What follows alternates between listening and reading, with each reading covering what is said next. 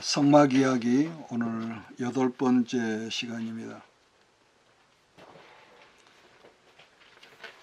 사람이란 무슨 일을 하든지 주관적인 그런 관점도 있어야 하지만은 객관적인 이 판단력도 동원이 돼야 합니다. 그러나 주관적인 것이 너무 강해도 짜릿 우물 안에 개구리일 때가 있겠고 그렇다고 매사에 다른 사람의 의견을 이렇게 우리가 객관적인 판단을 한다 하면은 이건 실속 없는 그런 사람일 수가 있죠.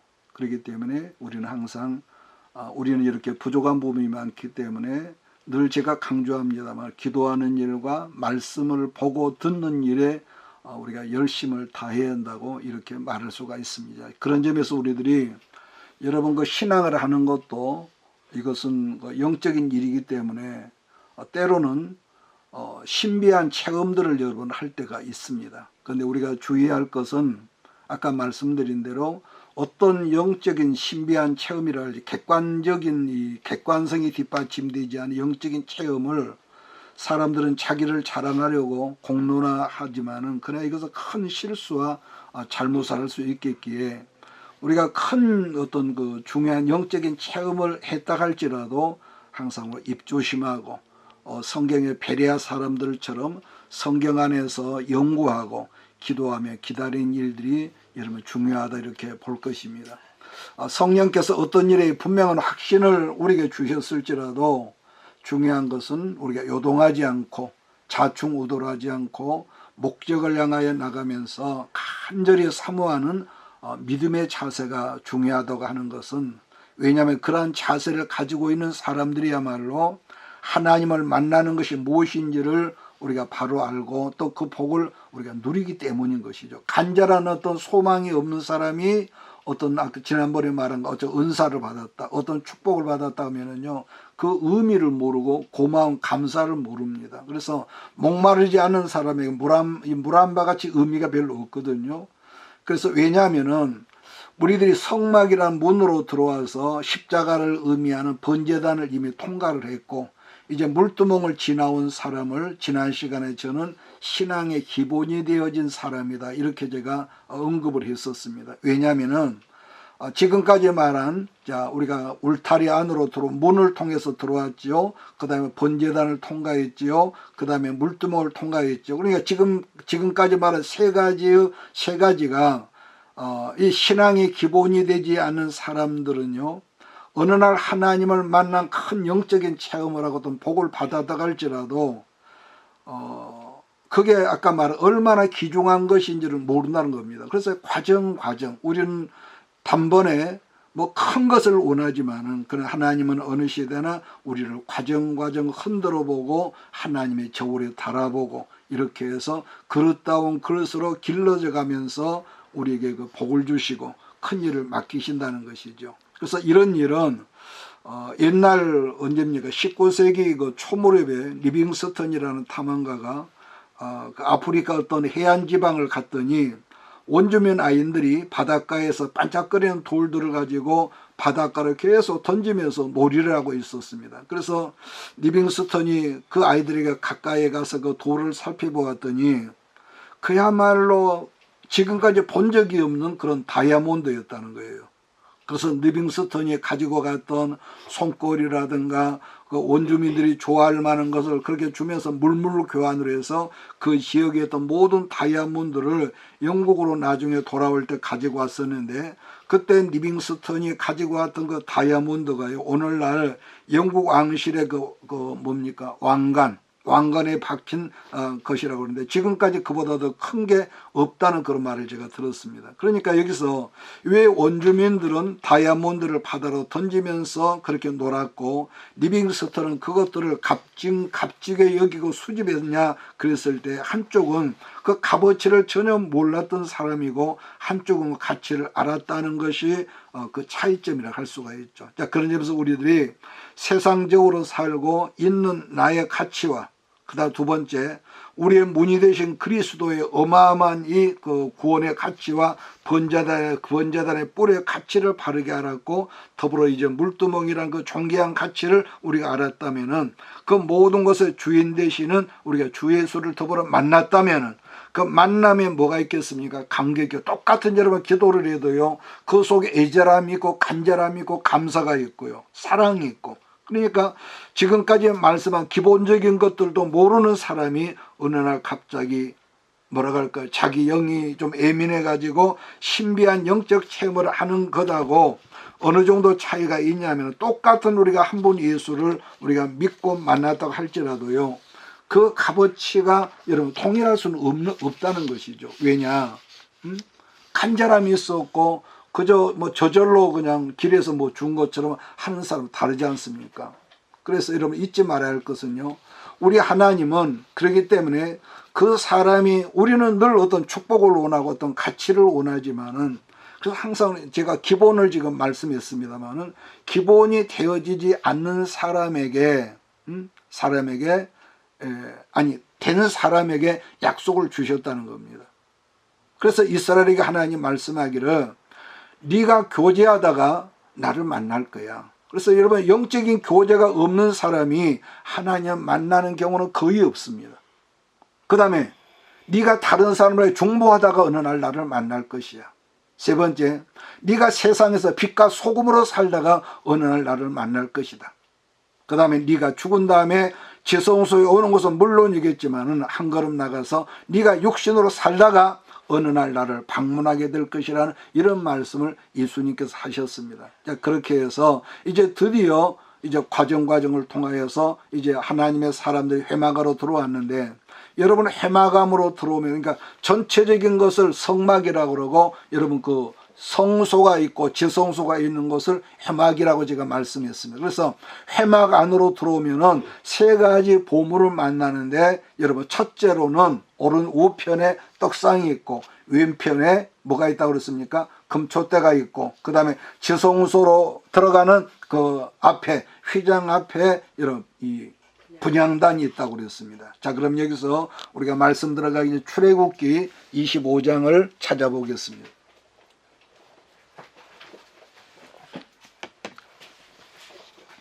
출애굽기 25장 22절로 30절입니다. 출애굽기 25장 30절.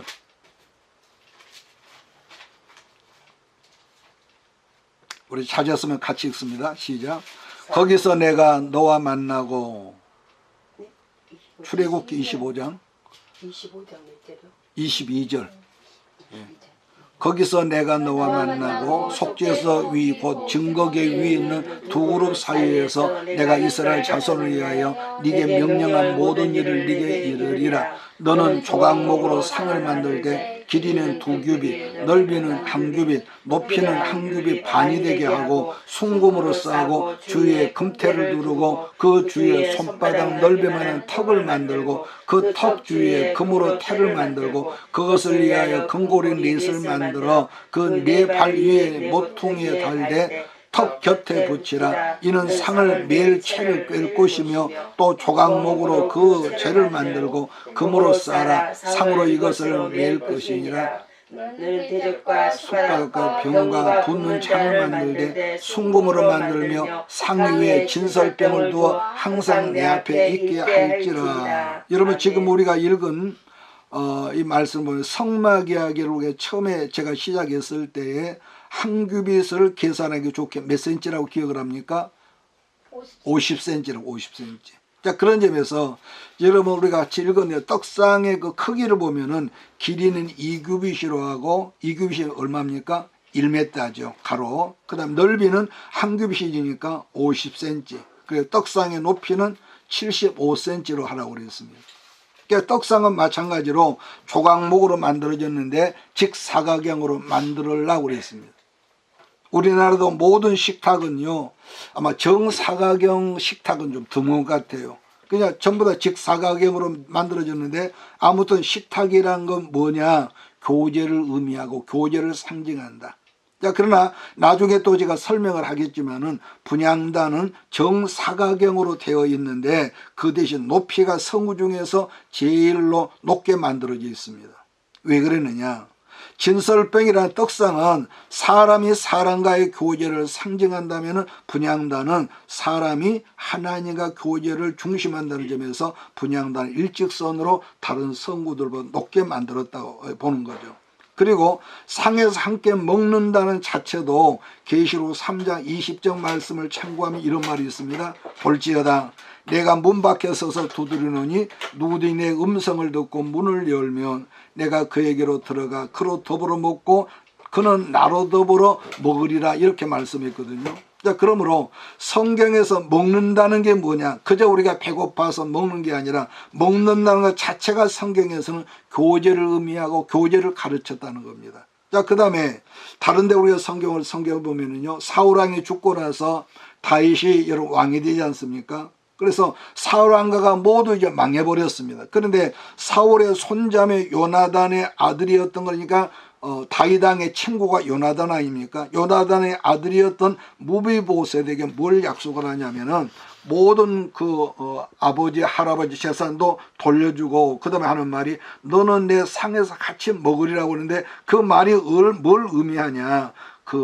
절뚝발이었던 장애 불구자였던 그 무비보셋과 너하고도 왕이 교제하겠다는 그런 말이죠. 그 다음에 또 시편 23편 말씀을 보면은 원수 앞에서 뭘 베푸신다고요? 상을 베푸신다는 말도 진수성찬을 하나님 말씀에 의지하는 사람에게 진수성찬을 만들어서 하나님이 우리와 교제하겠다는 그 말이 뭐죠? 그런 거죠. 자, 그런 점에서 여러분 천국에서 큰 상이라 그러면은요 다른 것이 아니라 그 어떤 높은 벼슬이 아니라 하나님 보좌 바로 앞에서 주 하나님을 누리는 복이 바로 제일 큰 복이다 이렇게 말할 수 있을 것입니다. 그러므로 여러분 진설병 떡상이라고 하는 것은 뭡니까? 상호간의 교제를 의미한다는 것을 우리가 성경을 우리가 알아가면서 잊지 우리가 말아야 합니다. 그러면은 교제는 누구를 중심하는 교제냐 한다면은 여러분 그 떡상에는요 2줄로 12개의 떡이 양쪽에 6개씩 놓아 있습니다. 여러분 머리로 한번 그려보십시오. 6개씩의 이 진설병 떡이 이렇게 하나 둘 셋 넷 다섯 6개씩 포개져 놓아 있고 6개씩 놓아진 떡 위에 양쪽에 12개 아닙니까? 맨 위에 향불을 피워 놓게 했습니다. 그러니까 진설병 떡상의 첫 번째 교제는 하나님과 우리들과의 교제란 것이고 두 번째 교제는 누구냐? 예수님을 중심한 사람이 사람들과의 교제다. 이게 이제 두 번째죠. 그러면은 첫 번째로 사람이 하나님과의 교제를 어떻게 하느냐를 성경적으로 우리가 한번 보면은요. 여러분 질문하겠습니다. 하나님이 죄인을 만나면은 어떻게 된다고 이런 기억을 합니까? 죄인된 우리를 만나면은 죽는 거죠. 그래서 모세 같은 사람도 하나님 좀 보여주세요 그랬더니 네가 나를 보면 죽어 그랬거든요. 그런데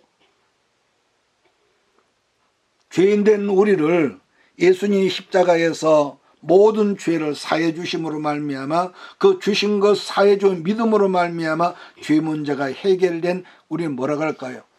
용서받은 죄인 이렇게 말하면 될까요? 죄는 있지만은 법적으로는 우리가 용서받은 죄인이라는 거죠.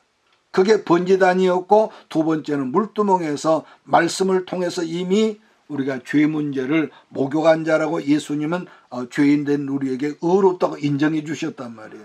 그러니까 베드로가 하는 말이 우리가 예수님을 씻어줘야죠. 그러니까 내가 너 안 씻어주면 너는 상관없어. 그러니까 베드로가 뭐라고 합니까? 그럼 목욕도 좀 시켜주세요. 그러니까 이미 목욕한 자는 예수 믿는 자는 우리가 삶 속에서 자잘한 거 내가 의식하지 않았든지 의식을 못했던 습관적으로 지은 모든 죄를 우리가 하나님 앞에 나갈 때 그것을 회개하라는 거예요. 믿습니까? 그걸 씻지 않으면은 늘 제가 말이죠. 물이라 가는 데는요, 큰 돌도 던지면 빠지고 모래도 빠지기 때문에 우리가 자잘한 여러분 그 죄라고요. 그냥 넘어가지 말라는 거. 여러분 창세기 15장에서 아브라함이 자식 문제로 이 번제를 드릴 때 하나님 말씀대로 황소, 염소 이렇게 여러분 전부 다 제사를 지내지 않습니까? 제물을 놓고. 근데 큰 제물은 전부 다 배를 갈랐는데 비둘기 새는 작다고 쪼개지 않고 그냥 놔뒀단 말이에요. 그 쪼개지 않는 것 때문에 제사상의 솔개가 계속 날아드니까 하나님께서 나중에 여러분 어둠으로 아브라함을 찾아왔다는 말씀을 제가 몇 번 드렸습니다. 그래서 중요한 것은 큰 죄는 회개하고 별거 아닌 것은 뭐 사람이 그럴 수 있는 거지 거기에 마귀 역사가 있다는 거죠. 거기에. 그래서 작은 것이라고 그냥 슬쩍 넘어가려고 하지 말고 난 사람이 안 들켰으니까 그거 여러분 그거 큰일 날 일입니다. 하나님 앞에서는 큰 여러분 돌도 물에 빠지지만은 작은 모래알 같은 거 빠진다는 걸 아시고 항상 죄 문제에 대해서는 우리가 두려워할 줄은 우리 모든 식구들이 되기를 주의로 축복합니다. 자, 그래서 그게 이제 번제단이었고 두 번째는 물두멍에서 이미 말씀으로 죄 문제를 목욕한 자라고 그랬는데 그렇게 해서 그 과정을 통해서 회막암 안으로 들어온 하나님의 사람의 첫 번째 대우가 뭐냐? 하나님은 우리에게 앉아서 먹으면서 교제를 나눈다. 이 말씀이거든요. 그러므로 영어로나 육적인 모든 교제도요. 근거가 여러분 있다는 것은 첫째 뭐가 있습니까? 여러분 우리가 부부간에도요. 서로 간에 불편함이 있어 마주 앉아 밥 먹을 생각이 없습니다. 여러분 우리가 부부싸움 해볼 때 그런 거 없습니까? 밥은 먹기는 먹는데 먼 사람 보고 밥 먹죠. 그래서 인간관계에서도 서로 간에 이런 앙금이 있는 사람하고는요 우리가 한 자리에 밥을 먹지를 않습니다. 그래서 유대인들도 지금도 그렇죠. 자기 집에 손님을 초청한다는 것은요 아주 가까운 친구같이 여기는 사람을 지금도 초대를 해서 같이 먹지, 그렇지 않으면은요 아예 여러분 말도 안 한다는 거죠. 그러니까 한 가지 다시 말하면은 우리 안에서 하나님 앞에서 인간관계 죄 문제가 해결되지 않으면은 교제 자체가 성립된다 안 된다? 안 된다는 겁니다. 여러분 안 된다는 거예요. 그래서 레위기 24장 말씀을 보면은 진설병을 만드는 방법이 설명되는 우리가 여기서 한번 성경을 이것은 같이 읽어볼 필요가 있습니다. 레위기 24장 5절로 9절입니다. 레위기 24장. 구약성경 레위기 24장 5절로 9절 보면은 진설병을 만드는 떡을 제조하는 방법이 있거든요. 자, 5절부터 9절을 우리가 한 목소리로 같이 읽읍시다. 시작. 너는 고운 가루를 취하여 떡 12를 굽되 매 덩이를 에바시로 이러하여 여호와 앞 순결한 상 두 줄로 한 줄에 6씩 진설하고 너는 또 정결한 위향을 그 매 두어 기념물로 여호와께 화제를 삼을 것이며 항상 배 안식일에 여호와 앞에 진설할지니 이는 이스라엘 자손을 위한 것이요 영원한 언약이니라. 이 떡은 아론과 그 자손에게 돌리고 그들은 그것을 거룩한 곳에서 먹을지니 이는 여호와의 화제 중 그에게 돌리는 것으로서 지극히 거룩함이니라. 이는 영원한 규례니라. 여러분 그러면 5절에서 고운 가루라고 한다. 이걸 우리가 한번 짚고 넘어갑시다. 고운 가루. 요즘에는 고운 가루가 많지 않습니까? 근데 여기서 말하는 고운 가루란 우선요 가루가 되기 위해서는 미랄이란 곡식 알갱이를 절구에 넣고 계속 빠야 하는 이런 과정이 순서가 있습니다. 왜냐? 여러분 빠지 않으면은요 빠기는 빠졌어도 고운 가루가 되기 전에는 그걸 무슨 가루라고 그러죠? 그것을 거친 가루라고 그러죠. 거친 가루. 거친 가루는 사용할 수 없으니까 계속 절구질을 하고 계속 또 채로 걸러내고 빻고 반복하는 긴 과정 속에서 마침내 고운 가루가 이런 만들어지거든요. 그래서 이 가루를 보편적으로 두 가지로 설명을 하는데 하나는 흠없는 예수님을 상징하고 그래서 흠도 없고 티도 없는 예수님께서 사람의 몸을 입고 오셔서 인간이 받아야 할 모든 저주를 다 받으시면서 마침내 하나님께 연락되는 자기 스스로가 고운 제물이 됐던 것을 상징하고, 두 번째는 뭐가 있느냐, 거친, 우리가요 이렇게 넥타이 메고 양복 입고 화장하고 있으니까 참 저 사람 좋게 보인다 할지라도요, 인생은 본래 자체가 야생마 같은 죄성이 내 마음대로 살고 싶거든요. 누구든지 나를 터치 하는 거 기분 나빠. 그래서 야생마, 들짐승 같은 죄성이 가득한 우리를 하나님이 쓰시긴 쓰셔야겠는데, 우리가 공부를 많이 했다고 그 사람 쓰겠습니까? 배설했다고 쓰겠습니까? 그게 아니라 하나님이 쓰시는 것은 첫째는 뭐냐, 연단하고, 뭐하고? 연단하고 낮추시고. 사람은요, 오늘 많은 사람이 얼마나 교만하고 많이 배운 사람이, 여러분 그 동성애 그 법을요, 이걸 찬동하라 국회에서나, 오늘 한국 교회에서도 뭐 WCC나 뭐 WA 뭐 여기도 보면 목사들이요 나서 가지고 후원을 하고 찬양을 하고요. 그러니까 이상하게 사람은요 낮아지지 않고 모든 환경이 풍성해질수록 하나님 미워하시는 일 골라 산단 말이에요. 그래서 어떻게 하느냐, 연단하고.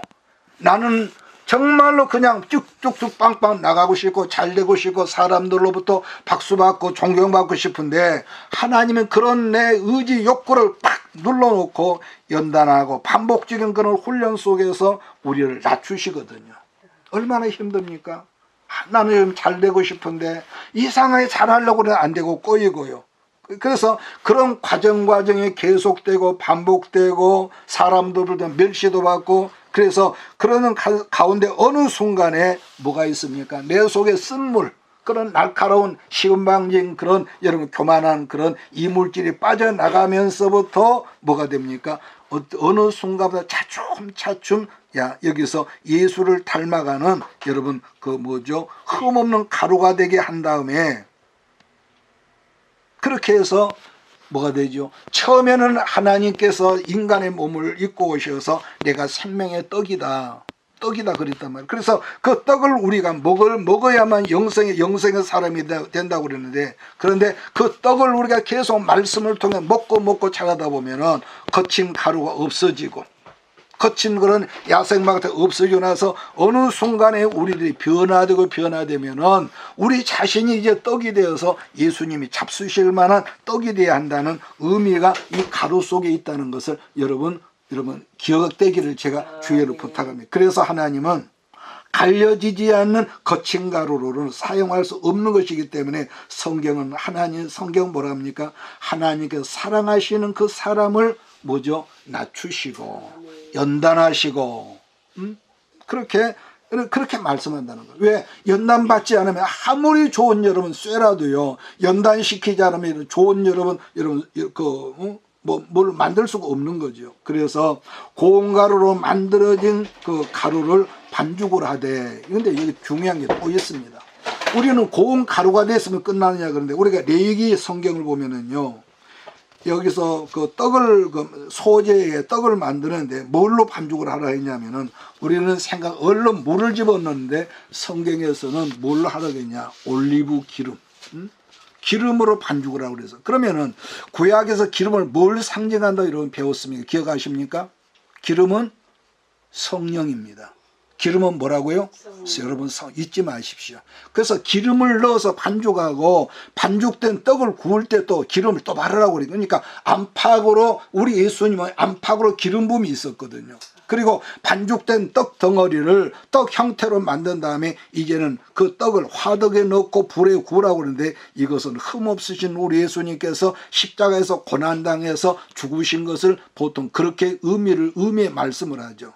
자, 그 다음은 여기서 오늘 본문을 보니까 에바 10분의 2로 떡 한 덩어리를 에바 10분의 2로 하라고 그러는데, 성경에서 말하는 한 에바란 지금으로 말하면 23리터 4리터 정도 그렇게 말하죠. 그런데 오늘 본문 이 출애굽기 25장을 보니까 한 에바의 10분의 2라고 그랬으니까 지금으로 표현한다면은 진설병 떡덩어리가 조그만이라고 떡덩어리가 아니라 대략 뭐라 그럴까 4리터 정도가 되는 큰 떡이죠.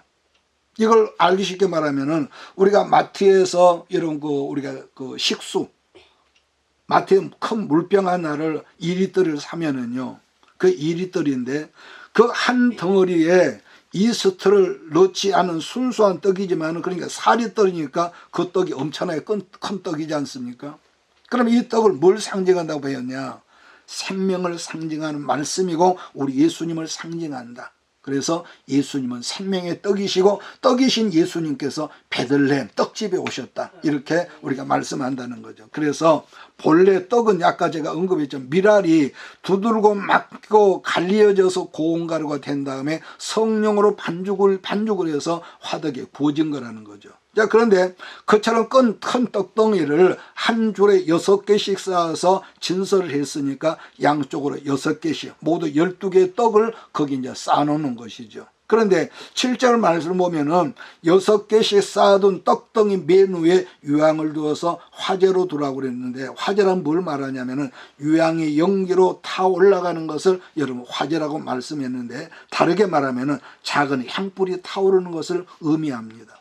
여러분, 성경에서 향불의 연기는 뭐라고 그러느냐? 성도들의 기도라고 그랬습니다. 뭐라고요? 성도들의 기도입니다. 그래서 시편 몇 편인가요? 141편 1편 1절인가 보면 그런 말이 있습니다. 여호와여, 내가 주를 불러싸우니 속히 내게 임하소서. 내가 주께 부르짖을 때 내 음성에 귀를 기울이소서. 나의 기도가 주의 앞에 분향한같이 되며 나의 손드는 것이 저녁 제사같이 되게 하옵소서. 기도가 분향이라는 거죠. 연기라는 거죠. 그런가 하면 계시록 5장 8절에 보면 이 향은 성도들의 기도라고 노골적으로 이렇게 말씀을 했고, 계시록 8장 3절에 보면 향연이 성도의 기도와 함께 천사의 손으로부터 하나님 앞으로 올라가는지라, 그렇게 말씀했습니다. 여러분, 여기서 향연이라고 하는 것은 향불을 태울 때에 나오는 연기를 향연이라고 그랬는데, 그래서 성도들이 땅에서 주의 이름으로 부르짖어 기도하면은 하나님께서 천사의 손으로 가져온 그 향연기를 맡고 흠양하셨다는 표현이 있는 거죠. 자, 그 다음에 8절을 보면, 오늘 본문 이 출애굽 25년 8절을 보면은 매 안식일에 이 떡을 여호와 앞에 진설할지니 이런 이스라엘 자손을 위한 것이요, 그 다음에 기억합니까? 영원한 당신 언약이라고 그랬습니다. 언약이다. 여러분, 아무리 하나님의 쇠키나 영광이 찬란한 하나님의 성막이라고 할지라도 땅의 것으로 떡을 만들어서 성막 안에 오래 두면 어떻게 됐습니까? 떡 성질이 변질돼 버리죠. 그러지 않겠어요? 상식적으로.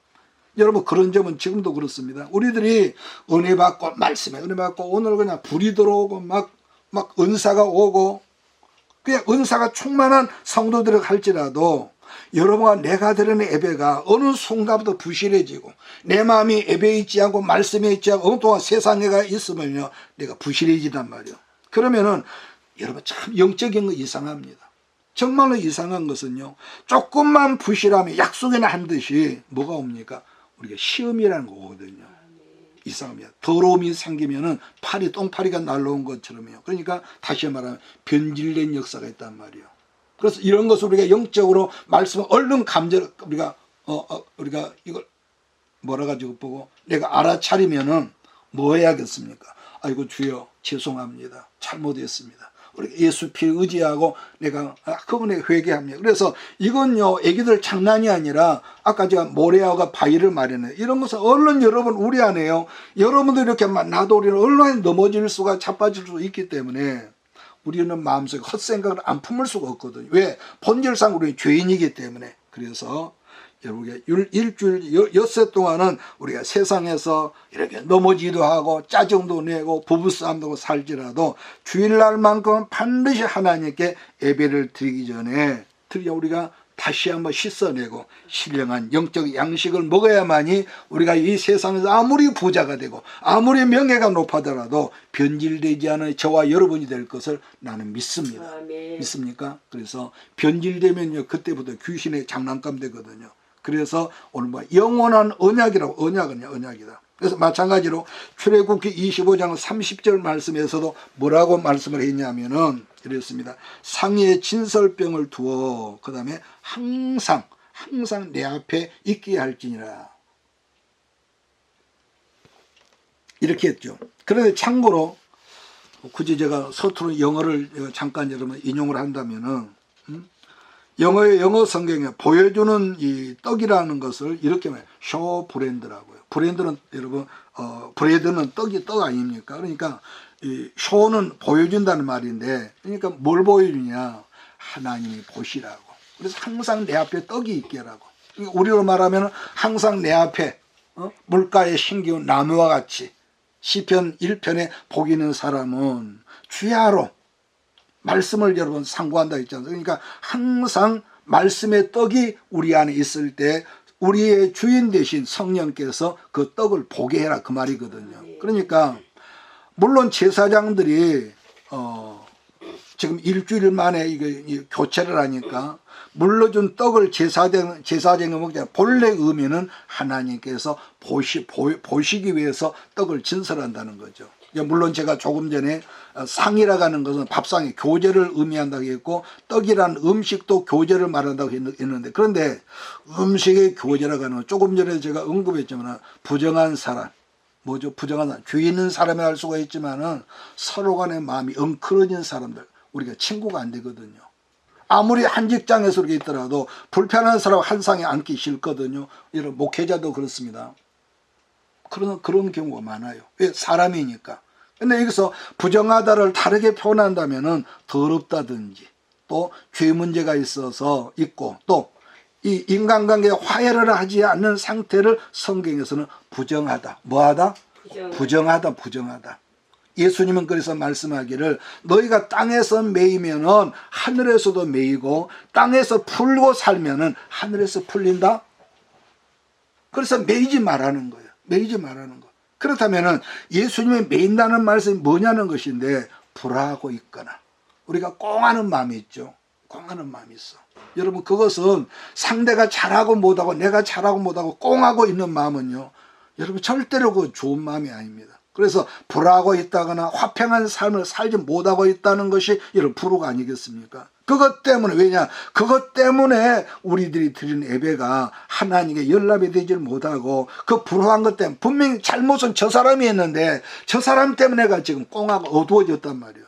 그것 때문에 내가 드리는 기도가, 내가 드리는 예물이, 내가 드리는 예배가 하나님 앞에 상달되지 못하고 연락되지 못한다고 했다는 겁니다. 왜?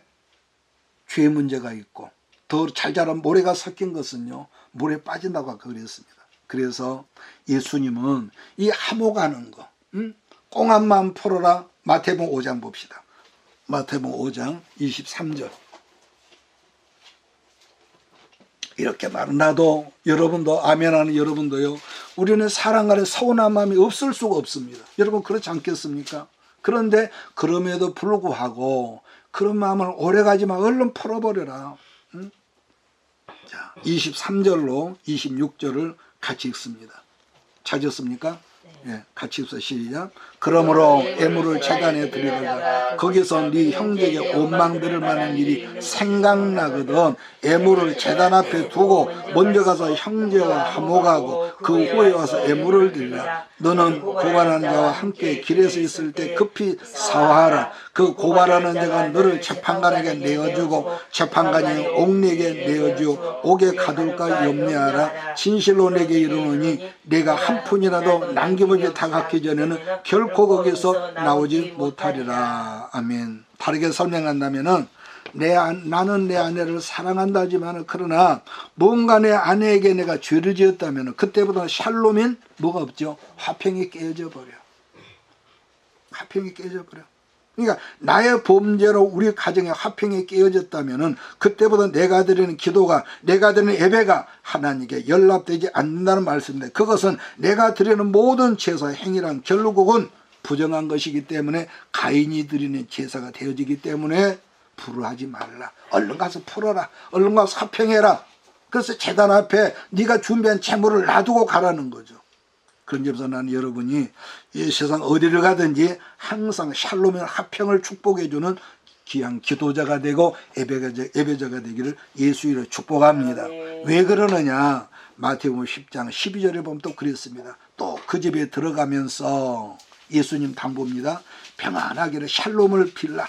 그 집이 이에 합당. 네가 빌어주는 그 축복의 기도가 그 사람에 합당하면은 네가 빌어준 축복의 평안이 그 집에 임할 것이요. 만일 합당치 아니한 그 네가 빌어주고 축복해 준 평안이 어디로 가리라?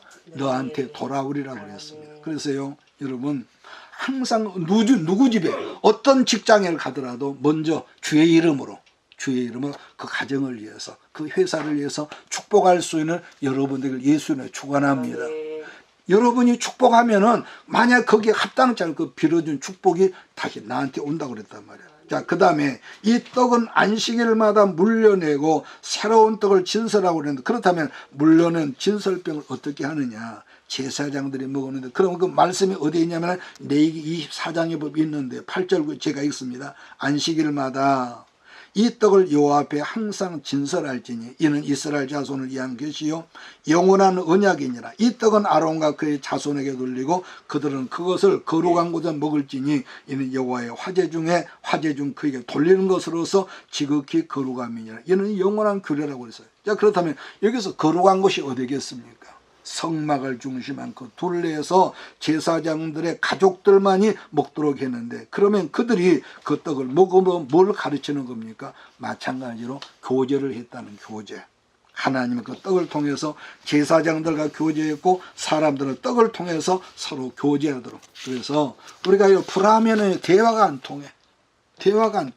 그래서 항상 우리가 같이 먹을 때 대화하는 거 중요하죠. 이게 왜 중요하냐? 하나님은 우리가 교제할 때, 떡을 나눌 때 우리를 만나 주셨다는 것입니다. 자, 성경 사도행전에도 보면은 성도들이 날마다 성전에 모여서 예배하고 기도할 뿐 아니라 사도들의 가르침으로 그 다음에 뭐죠? 떡을 떼더라고 그랬습니다. 그러므로 오늘날도 예배를 끝낸 다음에 우리가 교회마다 항상 식사 공동체를 한다는 것은요, 아주 성경적이라고 볼 수가 있습니다. 또 하나는 언제나 모든 식사 교제는요, 예수님이 중심이 되어야 한다. 또 나를 부르신 분은 예수님이거든요. 목사님이 부른 거예요. 예수님이 나를 불렀고, 그래서 가족도 예수님이 중심이 되어야 하고, 그 다음에 나한테 어떤 섬기는 직분을 주셨다. 우리가 장로가 되든 집사가 되든 권사가 되든 목사가 되든 섬기는 직분을 주시니도 목사가 주는 것이 아니라 예수가 내게 직분 주었다는 걸 잊지 말고, 예수님의 어떤 은사를 주셨다는 것도 잊지 말기를 항상 여러분 기억할 수 있는 우리가 되기를 바랍니다. 그렇기 때문에 우리들 인생사에 모든 것 중심, 한 곳 중심, 센터죠. 라틴어에서는 이것은 뭐라고 그러죠? 중심보다 더 깊은 라틴어의 중심, 생각이 안 나네. 그래서 예수가 돼야 한다. 예수가 돼야 한다. 하나님의 교회의 모든 구성은 분명 사람이지만은 떡이신 예수가 배제되고 사람의 교회의 주인이 되어버리면 그런 공동체는요, 절대로 사람이 지금은 아무리 많이 모여도요, 건강한 교회, 이 다음에 환란 때가 되면은 전혀 어떤 값어치가 없는 그런 이 공동체가 됩니다. 그렇기 때문에 평소에 화평하고 건강하고 젊었을 때 기도하고 준비해서 믿음의 부자가 되기를 주의로 축복합니다. 자, 그래서 말씀을 오늘 끝내겠습니다. 그래서 예수님은 두세 사람이 모인 곳이라도 누구 이름으로? 내 이름으로 모여라. 그럼 나도 너희 가운데 있겠다. 이를 당부한 거죠. 그런 점에서 로마서 1장 11절을 보면 사도 바울이 10절부터 로마교회에 편지를 했는데 그 방법이야 어떠하든지 간에 내가 너희 보기를 간절히 원한다는 그런 표현을 했습니다. 그럼 바울이 왜 로마에 보내주기를 원했었냐면은 로마서 1장 9절로 보면은 이런 고백이 있거든요. 내가 1장 9절을 보면은 내가 그의 아들의 복음으로서 복음 안에서 내 심령으로 섬기는 하나님이 나의 증인이 되시거니와 항상 내 기도에 쉬지 않고 너희를 말하며 생각한다는 거거든요. 이제 하나님의 뜻 안에서 너희에게는 나갈 좋은 기록기를 구하노라. 내가 너희 보기를 간절히 원하는 것은 어떤 신령한 은사를 너희가 나누어 주어서 너희를 경고하게 하려 함이니 이는 곧 내가 너희 가운데서 너희와 나의 믿음으로 말미암아 피차 아니함을 얻게 하려 함이라는 그런 구절이 있습니다. 로마 교회는 우리가 아는 대로 바울이 개척한 교회가 아닙니다. 로마는 한 번도 안 가봤습니다. 로마에 사랑하는 사람이 있는 것도 아닙니다. 그런데 그런데도 바울은 하나님께 기도할 때마다 로마에 가기를 원했었고, 바울이 기도할 때마다 마치 부모가 자녀를 생각하며 기도하는 것처럼 항상 생각. 그러면 왜 바울이 로마 교회에 가기를 원했느냐 하면은 하나님께 자기에게만 주신 어떤 특별한 신령한 은사를 로마 교인들에게도 나누어 주기를 원했고, 그런가 하면은 로마 교인들에게 주셨던 신령한 다른 은사들과 간증듣기를 원했다는 이런 욕심이 있어서 피차 안위를 얻고자 했다, 이런 표현을 했습니다. 그렇다면 그 중간에서 누가 역사하셨다는 것이냐면 아까 말한 항상 예수의 영이신 성령께서 그런 마음을 주셨다, 우리 이렇게 보는 거죠. 그러므로 주일 예배가 대예배가요 중요한 것만큼 수요 예배나 또 금요 예배나 새벽 예배나 또 각 가정에서 드려진 모든 소그룹 모임을 중요시해야 한다는 것은 모일 때마다 예수가 중심이 되어 떡을 떼고 서로 간증하고 은사를 나누면서 기도하라는 것. 그랬을 때 그러한 작은 모임 가운데 하나님의 임재가 있을 것이며 하나님의 영광인 세키나가 그 가운데 있다는 것입니다. 그래서 우리들이 예수이랑 모이는 모든 모임 중에 신령과 진정한 모이고 함께 기도하면은요, 그 모임이 크든지 적든지 간절히 소원에도 기도 응답이 그 가운데 나타난다. 왜 그러느냐? 사실 여러분, 우리가 대예배나 낮예배는요 말씀이 강하게 내려오기 때문에 기도하기가 좀 어렵고 또 응답이 어렵지만, 그러나 우리가 소그룹 등에서 서로 간증을 하고 또 서로 위로하고 그 성도를 함께 간절히 합심해서 기도해 주다 보면 거기서 응답이 온다는 거죠. 나는 우리 교회가 여러분 이제 이 속으로 나누어져서 여러분 그 가정을 위해서 누군가를 위해서 기도할 때 하나님의 응답이 여러분에게 쏟아지는 역사가 있기를 바랍니다. 그래서 중요한 것은 단순히 모여서 간단히 예배드리고 나서 맛있는 피자 먹고 햄버거 먹고 이런 맛있는 것으로 먹는 것으로 변질이 되면은 우리들이 예수 이름 모일지라도요 의미는 없는 거죠. 그렇다면 서로 막 빚져가지고 우리 집에는 이번에 뭘 대접하나 이런 것만 생각을 하고요.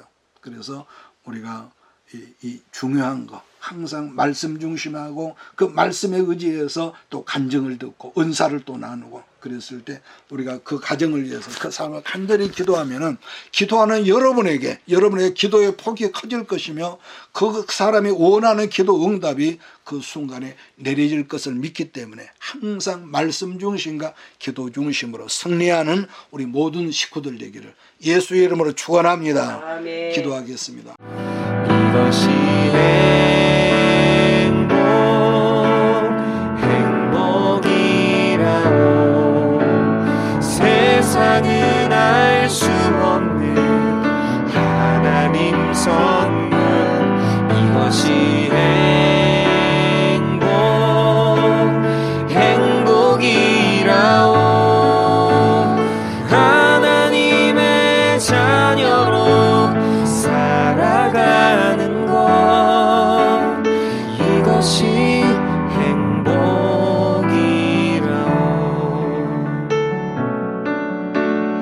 이것이